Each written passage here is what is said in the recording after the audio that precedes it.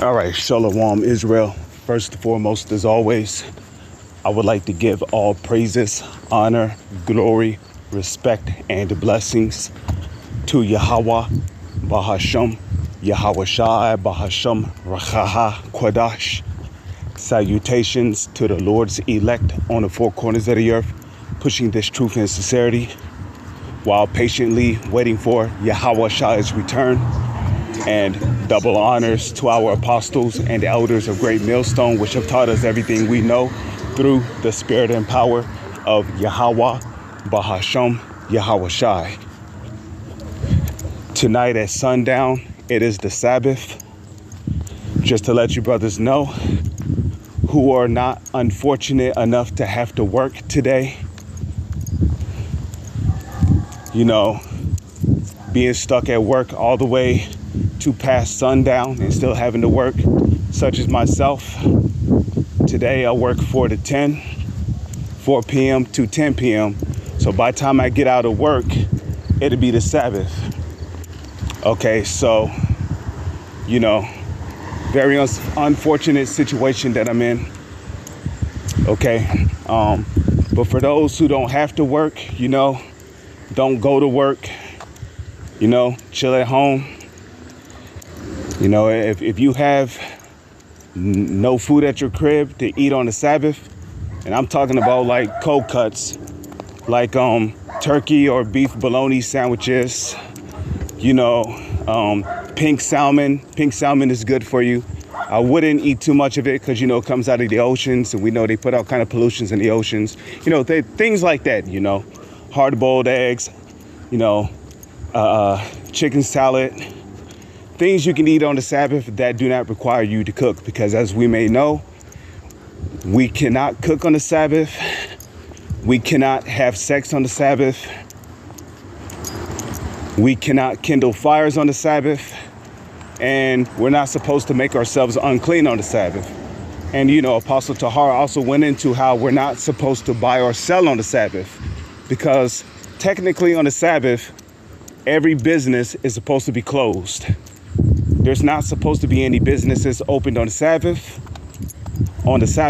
but as it is written, that man of sin, which are the Edomites, starting with the so-called elites, are ruling. So, you know, like it tells you in the book of Psalms, I believe the 50th chapter, you know, what hast thou to do to declare my statutes, or that thou shouldest take my covenant in thy mouth? The Lord was speaking to the Edomites, which is the self-proclaimed white man, starting with the so-called elites who call themselves Rothschilds and Rockefellers, trickling down to the rest of their nation of people. Those are the wicked ruling the earth today. Those are the Edomites who have rule and control over the whole face of the earth through their monetary banking system. But anyways, today I wanted to get into, you know, I wanted to get into how under that first covenant, we failed to keep it, which is why we are in captivity even to this very day. Okay, and a matter of fact, before I read Deuteronomy 28, verse 15, let's go to the book of Baruch, chapter 3, verse 8. Okay, so let's see, Baruch, chapter 3, verse 8. Behold, we are yet this day in our captivity. And the reason why we are yet this day in our captivity is because we failed to keep the first covenant. Now, and if you don't know what the first covenant is about, the first covenant, you know, was basically made with us when our forefather Moses went up to Mount Sinai, okay, to go speak with the Heavenly Father himself. Now, he did not see the Heavenly Father's face. You know, the Heavenly Father's back was facing towards him when Moses went to go speak to the Heavenly Father, okay? But the first covenant was made with us when Moses went to go speak with the Lord on Mount Sinai, okay? And the Lord had given Moses, you know, the 10 commandments, as well as the law, statutes, and commandments that we were to keep. as a nation of people so that we could be a light to these other nations, so that the other nations could see the wisdom that we possess and come to us to learn of the ways of righteousness. You see? So when the Lord created our nation, we were originally created to be righteous so that the other nations could come to us and learn how to be righteous and learn how to flourish and, ultimately be blessed through learning from us. But of course, amongst our nation, you always had a virus. There was always a virus amongst our nation that led to ultimately our downfall, that led to us falling as a nation of people. And that virus will be the 2/3 of our people. The two-thirds of our people have always been against the ways of righteousness. Because going back to the Garden of Eden, there was always those amongst our nation. And, I can't really say the 2/3 of our people, because even back in the ancient world, you have members of the elect, that was diving into the ways of wickedness, and we were judged for it.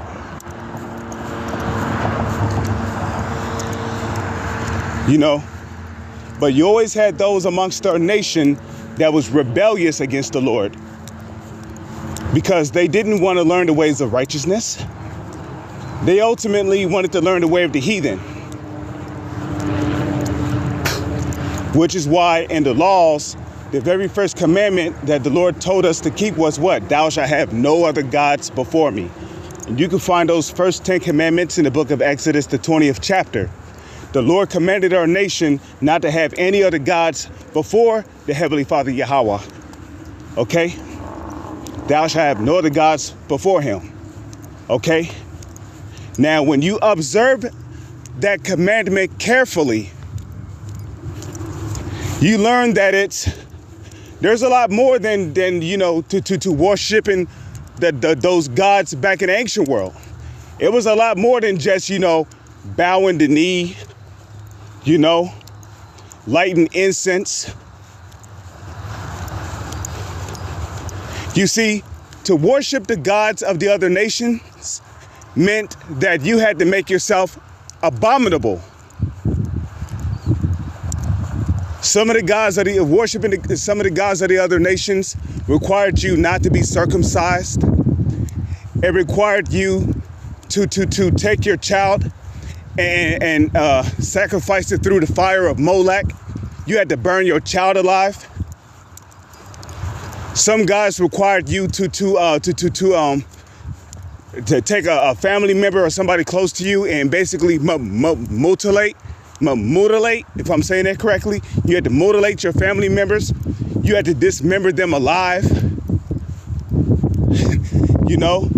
Some sacrifices required you to take a sharp object and stab it and stab it into the stomach of the sacrificee on the altar. The worshiping of other gods required you to do all kind of vile, sexual, and moral acts. If you wanted to worship particular gods, you had to perform orgies. And sometimes orgies included nothing but men. It would be four or five men performing orgies, vile acts. Men popping each other in the rectum, blowing each other's rod. I don't want to get all into it. Just disgusting shit. Sometimes orgies had, 3 men, 1 woman. Sometimes orgies included, 3 men and 1 child. Yeah, 3 men and 1 child. Sometimes the worshiping of other gods included sexual and moral acts with animals. Okay? You was having sex with female goats, male goats, sheep, cows, different animals.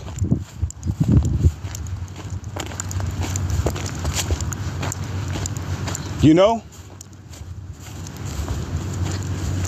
you had to do all kind of weird shit. You had to, bust off in a soil, fertilize the soil. Just I don't want to get all into it, but the point is that there's a reason why the Lord commanded us not to have any other gods before Him. Okay.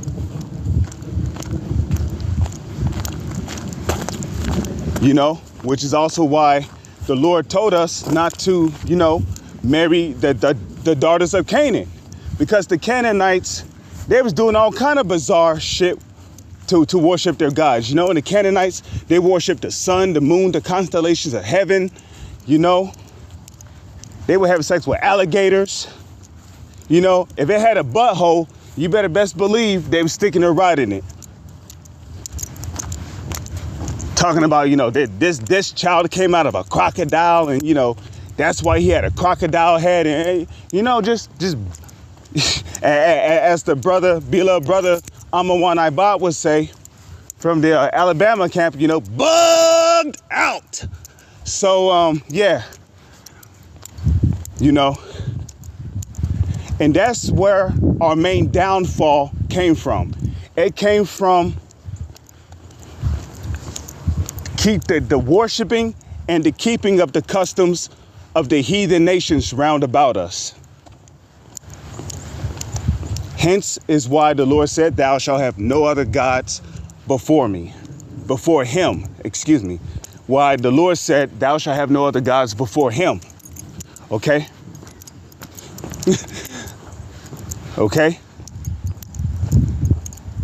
So when it comes to dealing with that first covenant, which that first covenant was made by blood, right? Now, when you deal with the blood, right? The blood, because blood is always required when it comes to a sacrifice, right? Now, what did Yahushua say in the book of Matthew, the 12th chapter, and the 36th verse? For by thy words thou shalt be justified, and by thy words thou shalt be condemned, right? Now, when Moses did the sprinkling of the blood, right, in order to constitute the marriage between the nation of Israel and the Lord, right, Israel basically had to make an oath with their mouth and say that they swear to, the Lord that they would keep His commandments and keep His ways and do such and such, right? So they basically made an oath with their mouth saying that they would do such a thing. And then, Moses sprinkled the blood upon the altar. Now we know that Israel is likened unto a comely and delicate woman. So when a man takes a woman that is a virgin, right? And he first pops her, he breaks the hymen, the skin on the vagina of the woman, he pops her cherry, he breaks that hymen, that skin, right? When that is broken, blood is sprinkled upon the sheets to indicate that she is a virgin. And that constitutes a marriage. That constitutes a covenant between that man and that woman. So when you read Jeremiah 6:1, it tells you that Israel, I have likened the daughter of Zion to a comely and delicate woman. The daughter of Zion is talking about Israel as a nation of people. So when that first covenant was made, between us and the Lord, when Moses came down from Mount Sinai and he did the sprinkling of the blood upon the altar and such, that pretty much constituted the marriage between Israel and the Lord, Yahweh Bashem, Yahweh Shai. So from thence on, we was under that first covenant, you see? So what does that mean? That means to worship other gods, to worship the idols and keep the customs of the heathens round about us. That meant that we was committing spiritual adultery. Okay? Whenever we broke a law, right, it required an animal sacrifice. Was your animals, why was animal sacrifice important back in the ancient world? The blood, the life that was in the animal.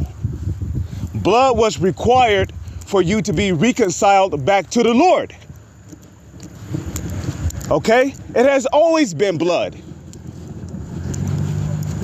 Even going back to the Garden of Eden, when Cain and Abel, presented themselves to present their sacrifices, Cain did not offer up the correct sacrifice. Cain brought corn, potatoes, grains, rice, gold, silver.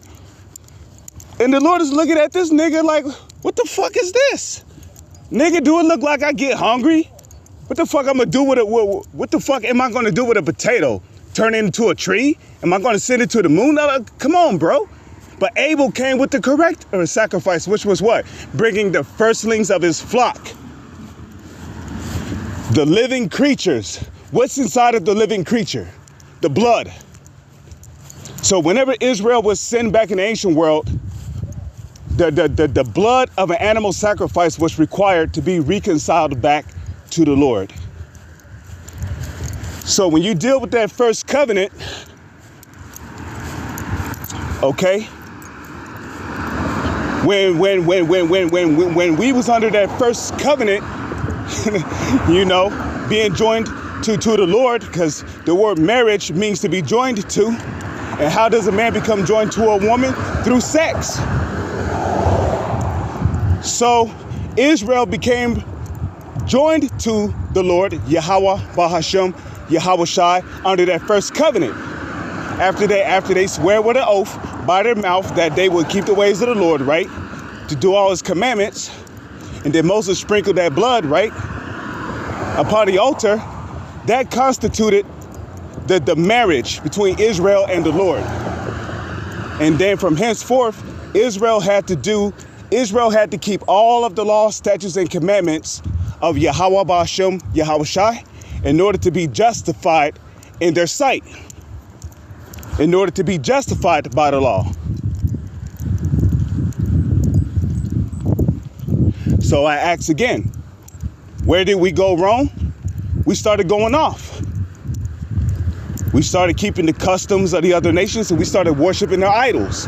And in some cases, whenever Israel would go to war with another nation, instead of, digging down their altars and destroying the idol of the gods of the other nations, Israel would secretly take some of those idols with them.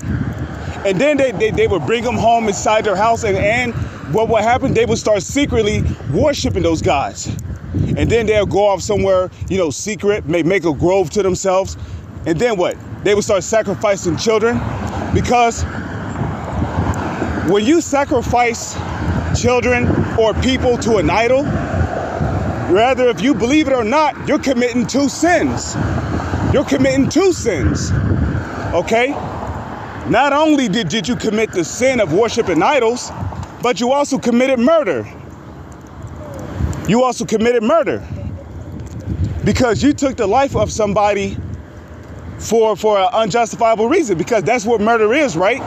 Murder is when you take somebody's life for an unjustifiable reason. Okay? If you take somebody's life, but it's not justified by the law, statutes, and commandments, that's murder. Okay? So, a lot of our people was committing murder, and they was worshiping idols. They was committing murder because they was sacrificing their child. They was sacrificing their family members to these different idols, man. So they was committing two sins that was worthy unto death. So now you can see why, after time has passed, the Lord was fed up with us. And what happened? He started to give us over as a nation of people to these other nations, where we would be in captivity under these other nations being in, harsh bondages, our women being taken away from us, our children being put into forced labor, you see? Until what? Until we finally realize the error of our ways, and then we will cry unto Yahweh, Bashem, Yahweh to come and rescue us, and then what will happen? The Lord will raise up a judge, in which that's what the book of Judges is all about. The book of Judges is all about Israel repeatedly breaking that covenant, right? That first covenant that we made with the Lord from Mount Sinai, right? And Israel will break that first covenant, and then what? They'll be put in captivity. Then they will cry to the Lord. Then the Lord will raise up a judge to deliver them out of captivity. You see? So when we read Baruch chapter 3, verse 8, behold, we are yet this day in our captivity, where thou hast scattered us for a reproach and a curse, right? And where can the curses be found at? In the book of Deuteronomy, the 28th chapter. In Jeremiah chapter 17, verse, is it Jeremiah 17, verse 5? I know it's in the 17th chapter, but the Lord said, and thou even thyself shalt discontinue from thine heritage that I gave thee. You see, and that especially happened when we went into when we went into captivity over here in the so-called Americas. So you see, when you read Baruch 3 verse 8, right? Behold, we are yet this day in our captivity. Now you're starting to understand why we are in captivity today. Because we failed to keep the first covenant. So for somebody to teach and say, for somebody to just sit there and say, we're going to be saved by keeping the laws, you're basically saying that Israel is going to be saved by being justified under that first covenant. And that is simply not true. We broke that first covenant, so there's no way to be justified under the first covenant. Which is why when Yahushua came 2,000 plus years ago, when Yahushua came 2,000 plus years ago, he created a new way. Okay? A new way for us to be justified in these last days. And it's not going to be being justified under the first covenant, which we break. Because when you go to Jeremiah 31, right? Let's go there real quick.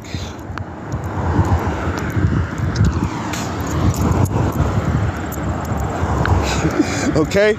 When you go to Jeremiah 31, heareth what Yahweh has to say concerning Israel. Behold, the days come, saith the Lord, that I will make a new covenant with the house of Israel and with the house of Judah.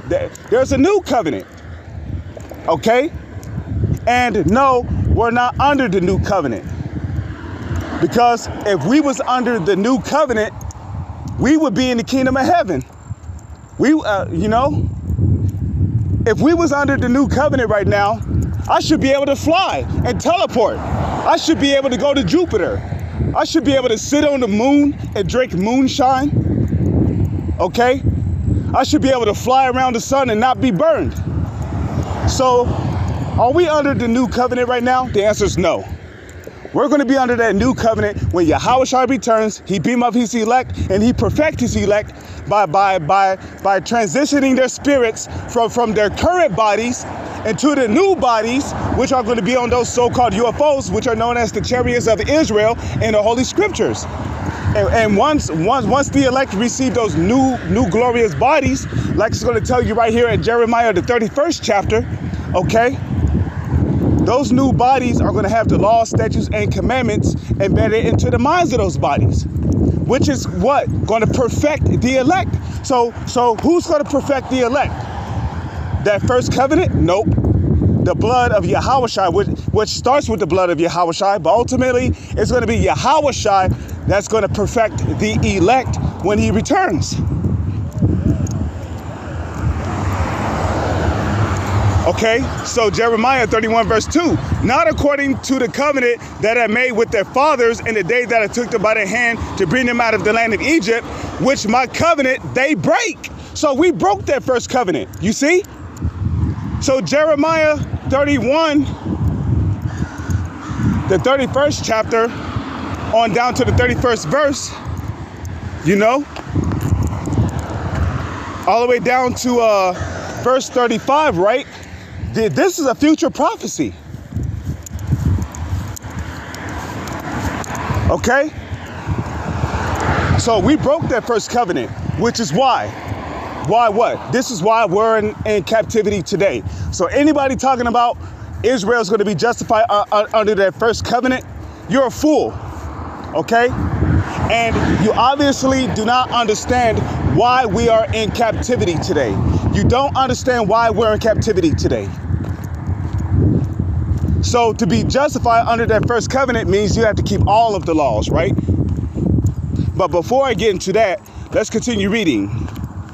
Okay? Not according to the covenant that I made with their fathers in the day that I took them by the hand to bring them out of the land of Egypt, which my covenant they break, although I was a husband unto them, save the Lord. You see? Yeah.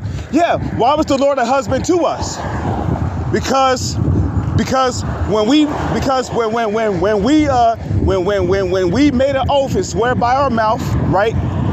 After Moses came down from Mount Sinai, right?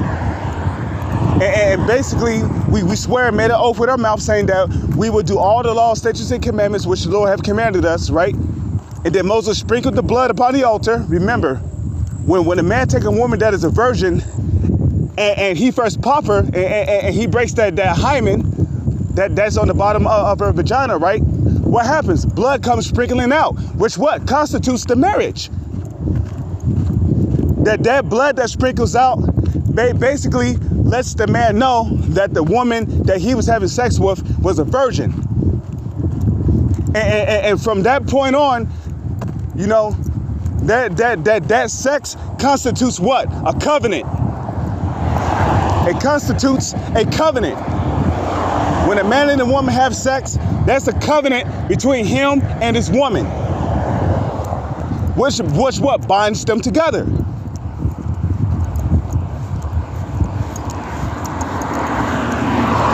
So if a woman, you know, calls herself trying to sleep around on her man, she committed adultery.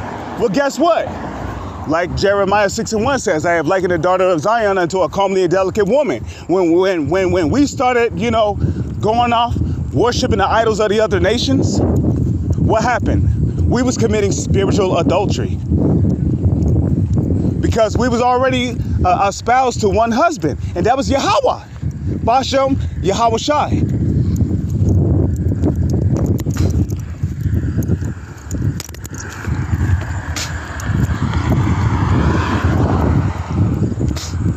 Okay?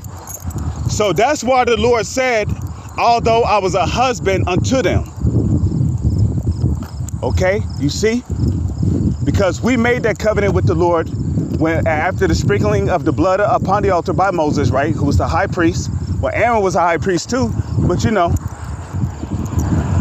And then, you know, Israel swear with an oath by their mouth, saying that they would do all the laws, statutes, and commandments, which the Lord commanded them that day. So it says, verse 33, but this shall be the covenant that I will make with the house of Israel after those days. After what days? After the days that Israel is beamed up into what the world calls UFOs, and they receive those new glorious bodies. You see? So this is what's going to happen when the elect of the nation of Israel gets beamed up into what the world calls UFOs. This is what's going to happen. You know, as soon as they receive those new bodies, this is what's going to come. This is what's going to come with those new bodies. And if you want to learn more about those new bodies, all you have to do is go to 1 Corinthians, the 15th chapter. Paul speaks about the different type of bodies there are, you know. And we're going to receive extraterrestrial bodies, okay? Because not only, you know, Lord's will, if we're of the elect, of the, you know, we hope to be of the elect. Lord's will, if we're of the elect, and we receive those new bodies, we're going to be able to fly, teleport, you know, manipulate the elements, do whatever comes to our mind. You want to turn into a thundercloud and start zapping motherfuckers into ashes? You can do that. You know, we're going to have spiritual, we're going to be perfect. We're literally going to be gods. God's ruling upon the earth. Okay, but this shall be the covenant that I will make with the house of Israel after those days, saith the Lord. I will put my law in their inward parts. The inward parts is talking about the mind. Because what did the Lord say? He said, I would take away their stony heart and give them a heart of flesh. So this is how the Lord is going to give his elect men a heart of flesh. I will put my laws in their inward parts and write it in their hearts. In their hearts. And the word heart goes back to the Hebrew word lab, which means your mind. So the Lord's going to write the laws in our mind. So we ain't going to never go off. We're going to know exactly what to do at all times, 24/7. Okay? And will be their God, and they shall be my people. And they shall teach no more every man his neighbor and every man his brother, saying, know the Lord. And basically, ain't that what we're doing now? We're basically telling our people, look, know the Lord. Isaiah 55 verse 6, seek ye the Lord while he may be found. Call ye upon him while he is near. You see? So right now, we're telling our people to know the Lord. So for all you new covenant cats out there talking about we're under the new covenant now, you're out of your goddamn mind. Because the Lord said that when we're under the new covenant, we're not going to have to tell our people know the Lord. Because even when 2/3 of our people die here in America and come back through the loins of the elect in the kingdom of heaven, right? They're going to be, even the 2/3 are going to be born perfect. The 2/3 of our people, they are going to be born perfect.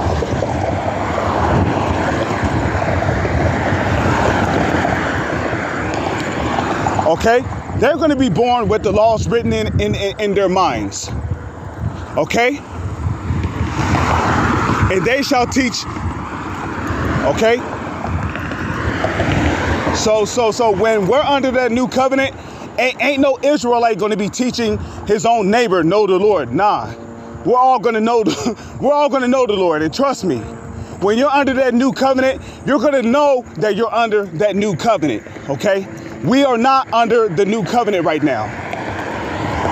The new covenant is going to take place when Yahushua returns and beam his elect up into what the world calls UFOs. And they shall teach no more every man his neighbor and every man his brother, saying, know the Lord, for they shall all know me. Oh, wait a minute. I thought there was going to be some Israelites burning in hell for being wicked. That cuts that hell doctrine. The Lord said that they shall all know him. That's the whole nation of Israel. All of Israel is going to know the Lord.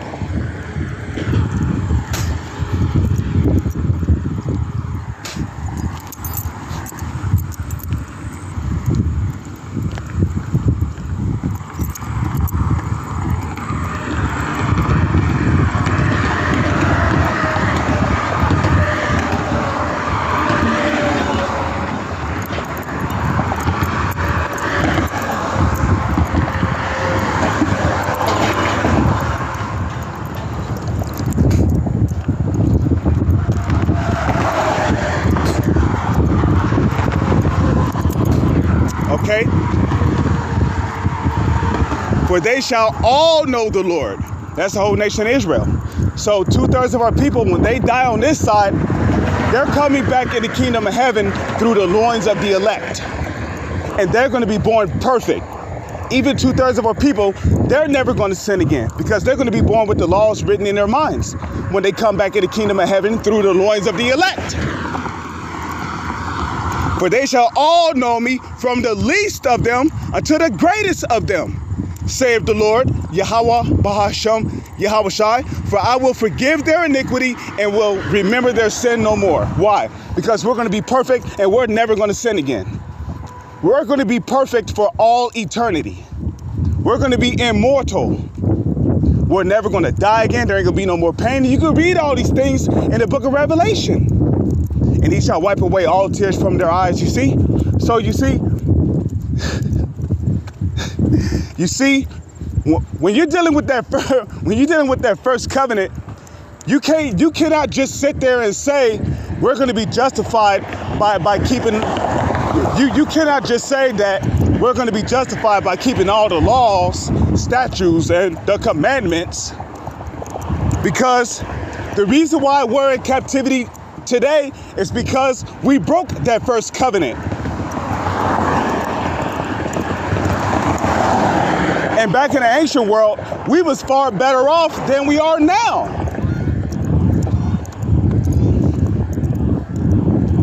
You know? You see, back in the ancient world, even though we was under the captivity of the Roman Empire, at least we was still able to keep the Passover correctly. You know? There was many things we could do in captivity under the ancient Roman Empire that we simply cannot do now, you know? We could literally make our own clothes, make sure there was no mixed fabrics in it. We don't have that option in this captivity. I mean, you do, but come on. Not everybody has that type of luxury. So the point is that, you know, we're in captivity because we broke that first covenant. That's why we're this day in our captivity. Because we broke that first covenant. And now you got guys talking about you're going to receive salvation by keeping the laws. How the fuck are you going to receive salvation by keeping the laws when we're in captivity because of the laws? We're in captivity because we could not keep the laws. I mean, we're in captivity because we did not keep the laws, statutes, and commandments back then. Okay?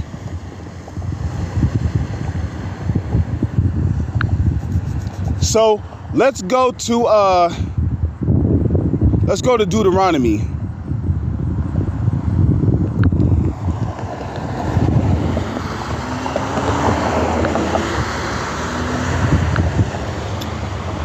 Okay? Deuteronomy 28, verse 15.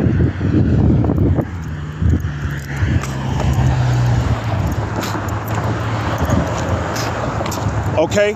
It says, but it shall come to pass,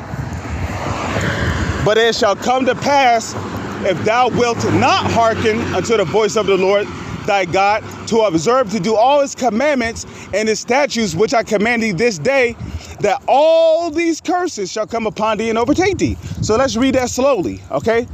Think about what's being said here. But it shall come to pass, if thou wilt not hearken unto the voice of the Lord thy God, to observe and to do all. Do you see the severity of breaking one law in the Holy Scriptures? What did James say?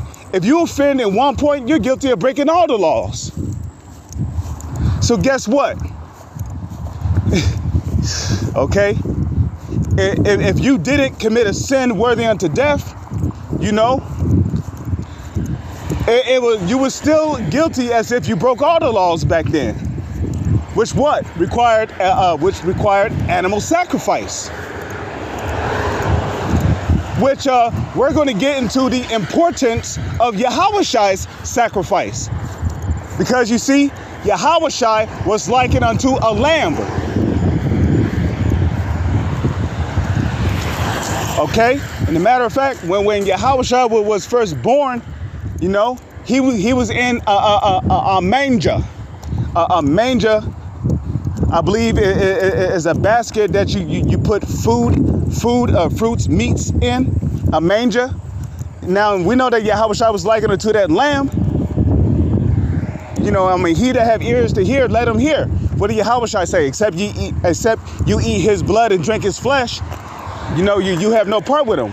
In which, what did Yahushua mean by that? Was Yahushua talking about cannibalism? No. Eating his blood and drinking his flesh was talking about learning of these holy scriptures while you're under the grace period, which was created by his blood that was shed 2,000 years ago.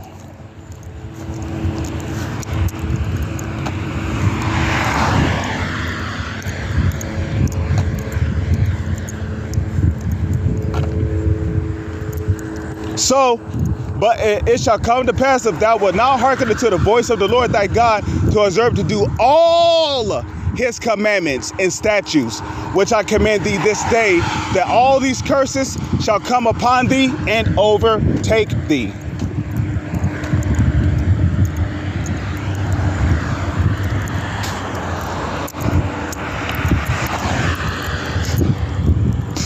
You see? And that's why, like it tells you in the book of Baruch 3 and 8, right? Because what's a part of the curses of Deuteronomy? We will be scattered on the four corners of the earth, which goes into what? The Israelite Gentiles in the New Testament. Because the Gentiles in the New Testament are talking about Israelites who was scattered amongst the heathen, living like heathen. Therefore, they were called heathen by the circumcised Jews. When I say Jew, I speak of the southern kingdom, which is Judah, Benjamin, and Levi. Okay? So there were Israelites who were called heathen because they was living like the heathen. That's why you see the word Gentile or heathen or Greek in the New Testament. Because it's talking about Israelites who were living like heathens. So, let me see, Baruch. Skip Baruch. Which Baruch was a scribe of Jeremiah. Well, he was a scribe under Jeremiah, right? But listen to what Baruch the scribe had to say. Baruch 3 and 8. Behold, we are yet this day in our captivity, where thou hast scattered us for a reproach. You see that? So we've been scattered. And how come we went into captivity back in the ancient world? Because we broke that first covenant. And even to this very day, even in this generation, we're still breaking that first covenant. Okay, I mean, just look around you. You got niggas eating pork and beans. You got niggas eating crab legs. You got all kind of moles and sodomites in prison, outside of prison. You got pedophiles amongst our nation walking everywhere. You got niggas committing incest. You got disobedient children growing up, dishonoring their parents, cursing their parents. You got niggas committing adultery left and right. You got niggas getting tattoos all over their bodies. Getting piercings all over their bodies. Okay? And boy, I can't tell you how many niggas I see on a daily basis with dreads. The Shiva Jatas. Okay?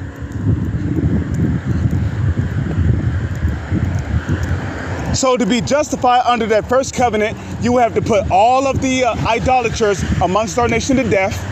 You have to put all the adulterers amongst our nation to death. Because back in the ancient world, especially when you read like 2 Kings, you read about the righteous kings who came up into rulership. The righteous kings that came up into rulership, what did they do? The Bible tells you that they put away the sodomites in the land. What does it mean by what does it mean by the king put away the sodomites in the land? Does that mean that he took them and he put them in some secret underground tunnel? No. All them sodomites got put to death under that righteous king's order. That's what it meant by he put all the sodomites away in the land. All the sodomites were put to death. He took down all the groves. Now, does it mean that, he took down the groves, he wrapped them all up in plastic and put it somewhere sacred? No, he destroyed those idols utterly. This is what the righteous kings did when they came up in the rulership back in the ancient world. So, and that's why the Lord will have mercy on a particular righteous kings in the past. Because they did that which was right in the sight of the Lord. Basically doing all of the laws, statutes, and commandments that was written in the Bible. But nonetheless, when that righteous king would die, what would happen? Some wicked cockroach ass king that was wicked would rise up and cause Israel to go off. Breaking what? That first covenant. So when you read the book of 1st and 2nd Kings, it's all about wicked and righteous kings rising up in Israel. Some kings were rebellious and disobedient to the Lord, while other kings were righteous. So the point that I'm trying to make is that in order to be justified under that first covenant, you have to put away all the sodomites amongst our nation, meaning you have to put them all to death. You have to put to death all of the adulterers among our nations. And you might as well forget about that because, you know,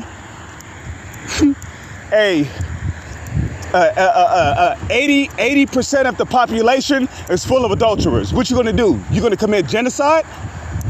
Esau will have the whole fucking military after you, okay? Not to mention the sodomites in prison. How the fuck are you gonna get to the prison systems without getting past maximum security? You know, if you a Levite and you got daughters and you know they're a bunch of sluts and hoes, you gotta burn them with fire. You got to put to death all of the witches amongst our nation. This is what it means to be justified under the first covenant. So for all you clowns out there talking about Israel is going to be saved by keeping the laws, you err not knowing the scriptures.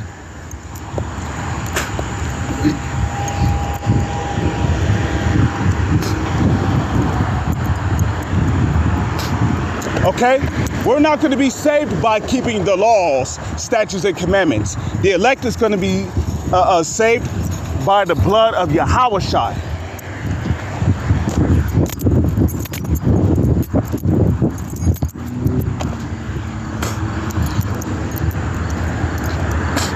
The elect is going to be saved by the blood of Yahushua, by faith and by works. Because faith leads to what? Works. And what are the works? The keeping of the laws, statutes, and commandments to the best of your ability.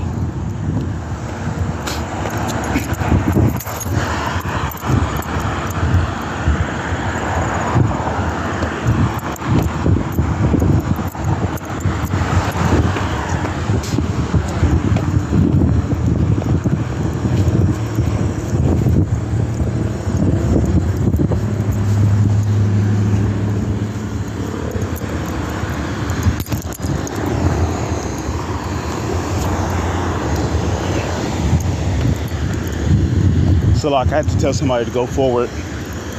But you know, behold, we are yet this day in our captivity because we broke that first covenant. And now you got guys talking about we're going to be saved by keeping the first covenant, in which in order to be justified by the first covenant, you have to keep all of the laws, statutes, and commandments, which is simply impossible in this society.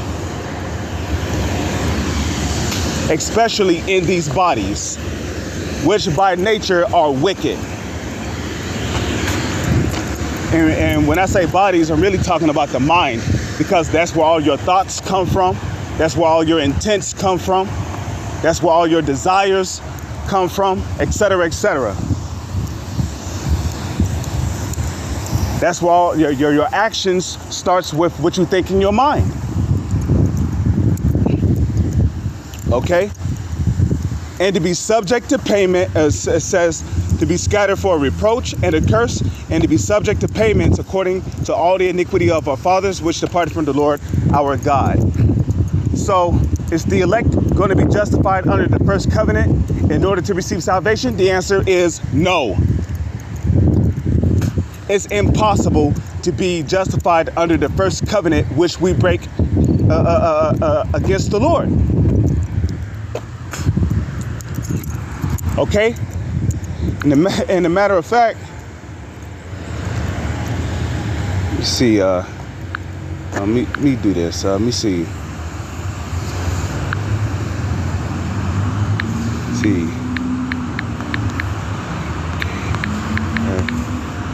A bill of divorce. Let's see if it comes up. Because the Lord said that he put Israel away.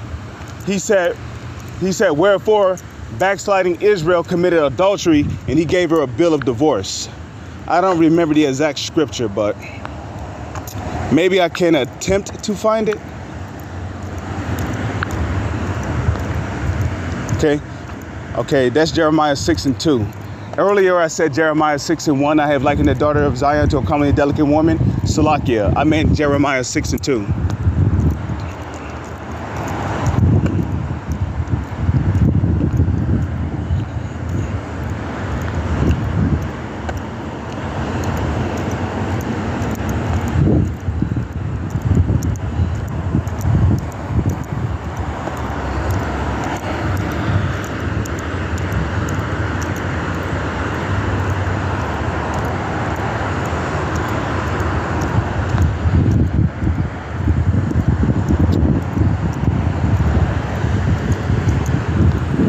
Okay, so, I mean,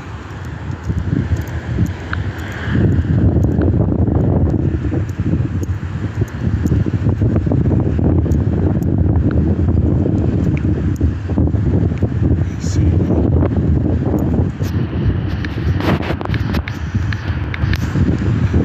Hey, Bill, I really want to find this, but you know, this thing is not the most accurate.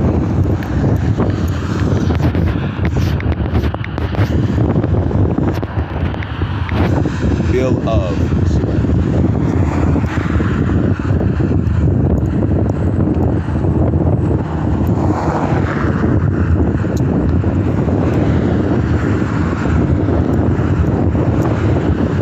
Okay, here we go. The Wadi Yahawashai. Jeremiah chapter 3 verse 8.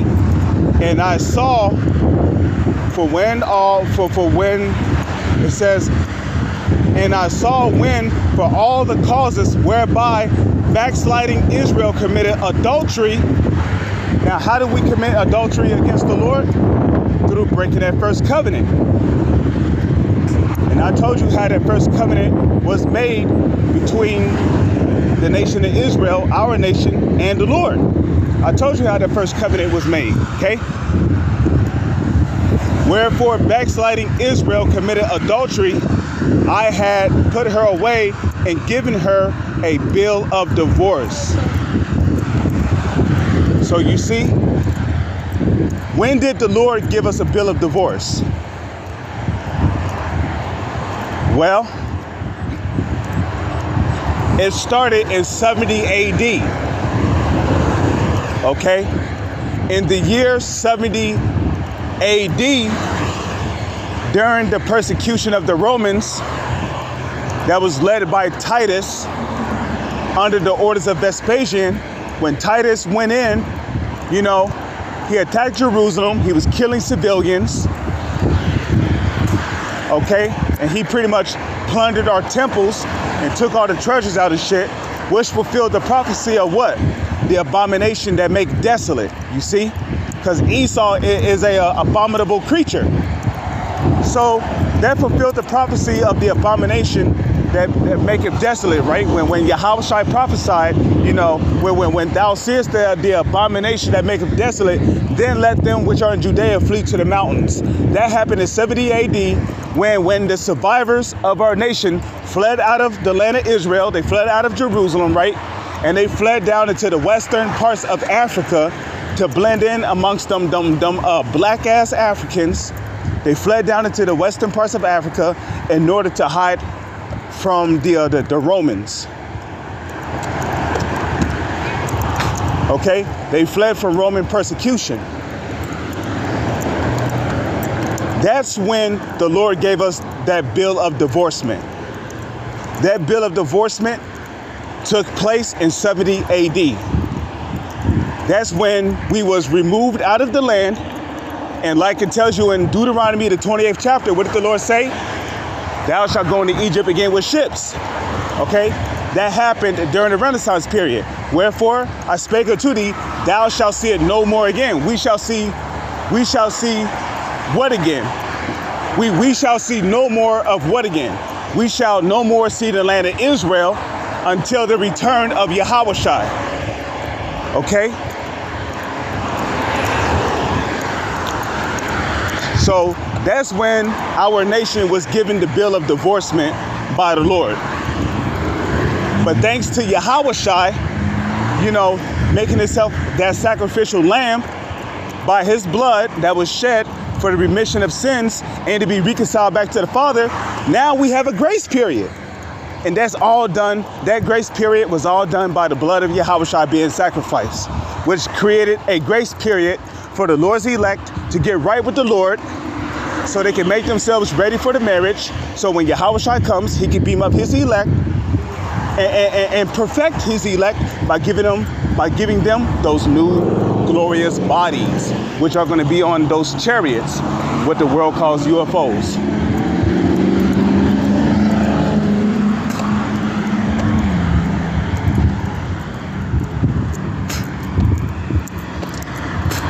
You see that? Yet her treacherous sister Judah feared not, but went and played the harlot also. So our people was always going off.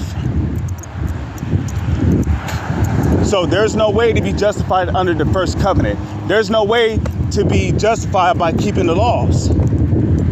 Because, well, let's go to James. You know, James was basically cutting the shit out of them false prophets.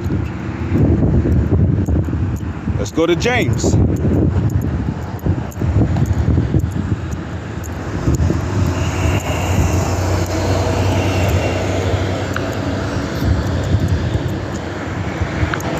Okay. The book of James, chapter 2, verse 10.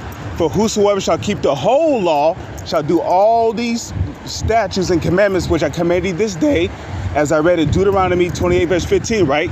For whosoever shall keep the whole law and yet offend in one point, he is guilty of all. Meaning what? If you call yourself trying to keep all of the law, statutes, and commandments, but you offend in one point, meaning if you break one law, you're guilty of breaking all of them. So guess what? If you see a mole amongst our nation, right, walking down the street, if you don't put him to death, you committed sin. Because what is sin? Transgression of the law, which means you transgressed against Leviticus, the 20th chapter, where the Lord instructed us as to what we are to do concerning bati boys or fruit cakes or FAGGOTSs.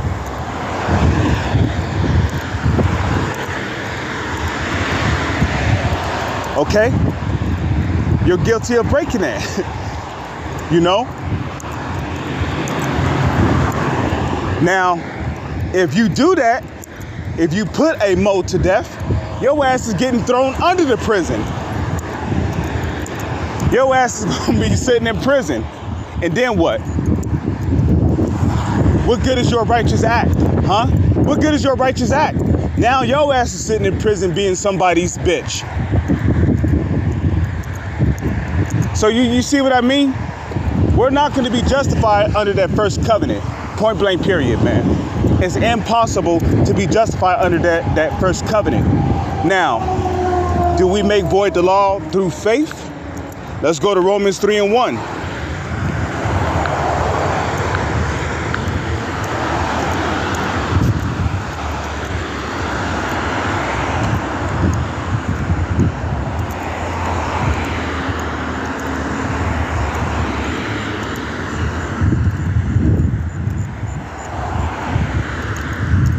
Let me see.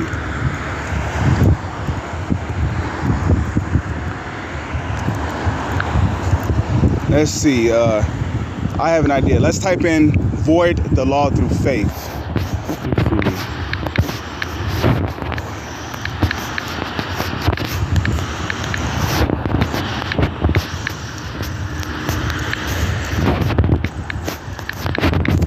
Let's see. Void the law through faith. Okay, here we go. Romans chapter 3, verse 31. I had a feeling it was in Romans 3. Okay. Romans chapter 3, verse 31. Do we then make void the law through faith? God forbid. Yea, we establish the law. And how do we establish the law? By keeping the laws, statutes, and commandments that we can keep to the best of our ability, which is what?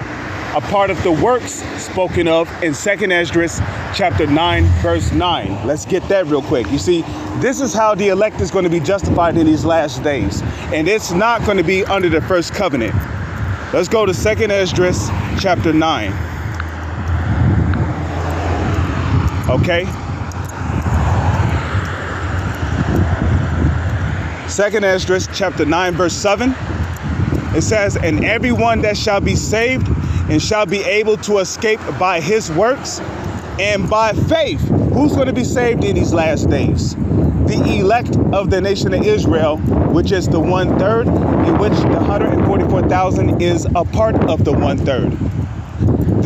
These are the ones that's going to be saved. Saved by what? And everyone that is of the elect of the nation of Israel that shall be saved and shall be able to escape by his works, and by what? And by faith, whereby ye have believed.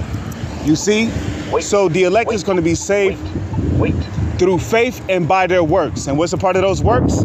The keeping of the laws, statutes, and commandments to the best of their ability. So yeah, we established the law. We're not saying, you know, go out there and sin willy-nilly, because your ass will still be destroyed. Why? Romans chapter 6, verse 23. This is why you don't sin willy-nilly, okay? Romans 6, verse 23, for the wages of sin is death, but the gift of Yahweh is eternal life through Yahweh Shai. So that's why we established the law. Okay? And establishing the law really goes back to Judges. Let's go to Judges, the 10th chapter.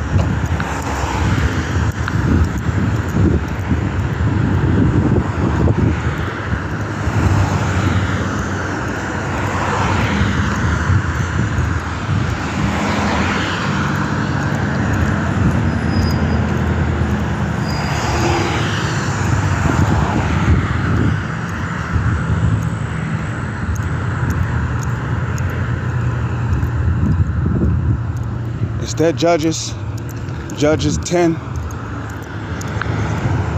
You see, in the place of drawing waters.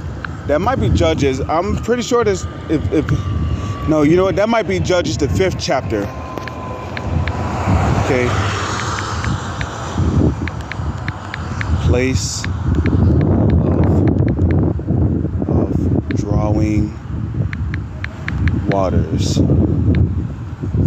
See what comes up here. It might be Judges, the 5th chapter. Okay. The place of drawing. The place of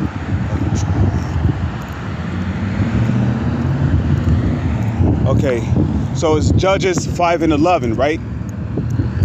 They that are delivered from the noise of the archers in the place of drawing water, in the places of drawing water, there shall they what? Rehearse the righteous acts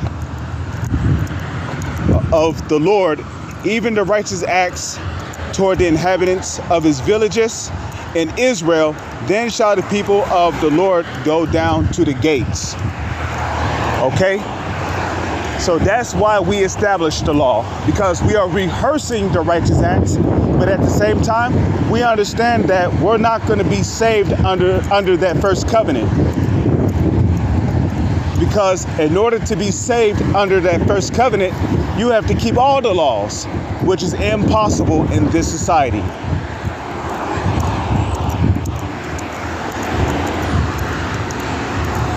Okay? It's impossible in this society.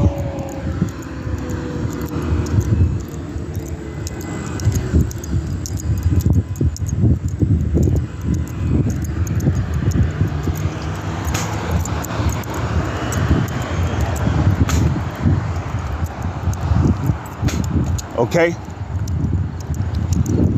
So the whole point of this video is that the elect are going to be justified by faith, which comes from the blood of Yahweh Shai, which creates a grace period for the elect to get right with the Lord so that they can receive salvation and be perfected when Yahweh Shai returns. being perfected by receiving those new glorious bodies, which will have the laws written into the minds of those bodies. So the elect is going to be made perfect.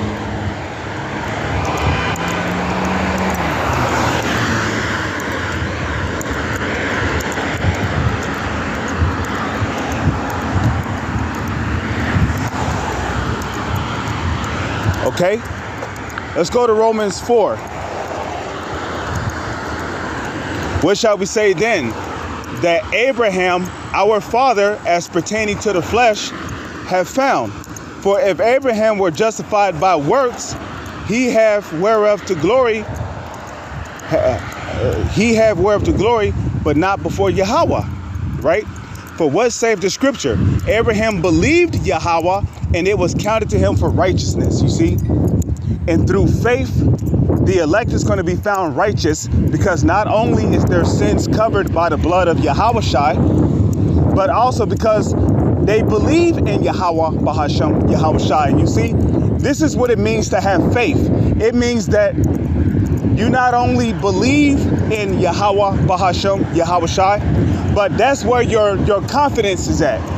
Your trust is in Yahweh Bahashem, Yahushai. And King David spoke about that in the book of Psalms, the 91st chapter, where he said, because thou hast made Yahweh, which is my refuge, even the Most High, thy habitation, there shall no evil befall thee, right?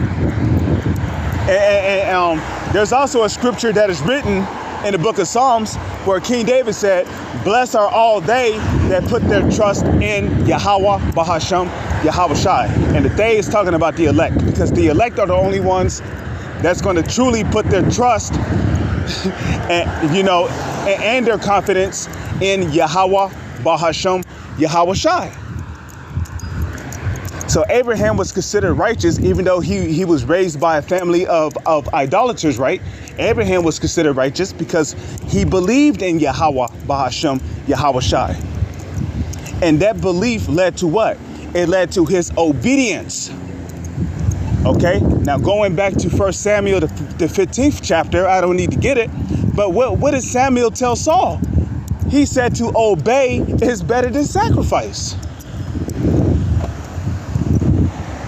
So to obey Yahweh Bahashem, Yahushai is better than sacrifice.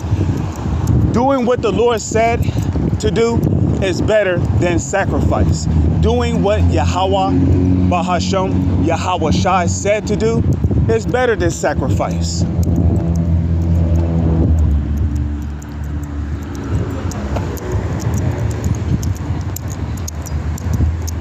Okay?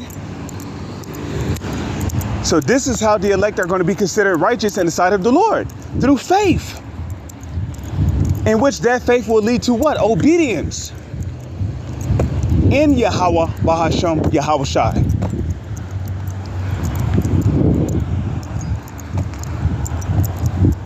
And that faith comes from what? The blood of Yahushai, which covers the sins of the elect and creates a grace period for the elect to get right with Yahweh Bahashem, Yahushai, so they can make themselves ready for the marriage, which the marriage is when Yahushai returns and beam up his elect, and his elect become perfect through receiving those new glorious bodies, which are going to be waiting for the elect on those chariots. The elect receive those new glorious bodies, and they are perfected because the laws are going to be written into the minds of the body of those elect. And thus will the elect be under that new covenant in those days.